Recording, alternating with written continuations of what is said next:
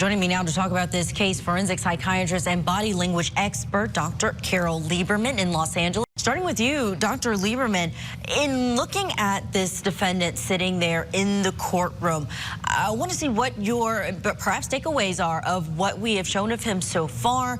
He's someone who's about 21 years sitting there in the courtroom accused of an absolutely heinous crime. I think the real story behind all of this is actually very complicated psychiatrically and gruesome.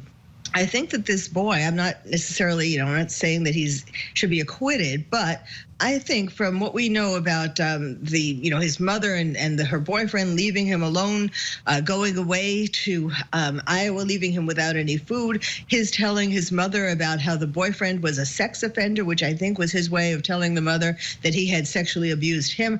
I think there was, and then he's saying they played mind games. I think that they were really abusive to him in many different ways. And that's absolutely something that came out during the defense opening statement, that he was living in these conditions that were deplorable, where he was left alone, seemingly abandoned by his mother and a boyfriend. Dr. Lieberman, do you think both can be true? Can he have heard these evil voices? Can they have prompted him to do this, but he also act in self-defense when you look at this from a forensic psychiatry standpoint?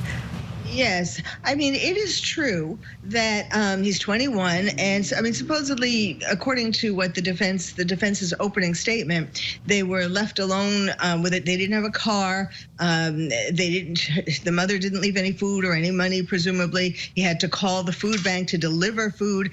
I don't know. Yes, it does seem like he should have been able to do more, but I think he is very psychiatrically compromised. Whether he's psychotic and hearing voices, is left to be seen. But I'm not sure that this switch in defense at the last minute was really a very good idea. It was an interesting idea, and it seemed like it came down to the wire as to whether they were going to let the court know that this was the path they planned to take.